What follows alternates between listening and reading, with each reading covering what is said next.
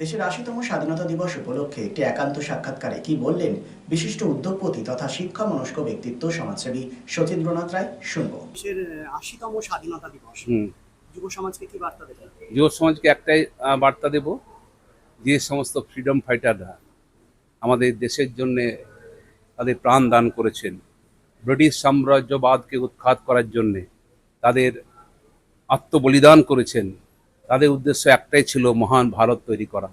সেই মহান ভারত তৈরি করার জন্যে যুব সমাজের দায়িত্ব সঠিক পথে চলে, সঠিক দিশা নিয়ে চলে ভারতকে সুপথে চালিত করা।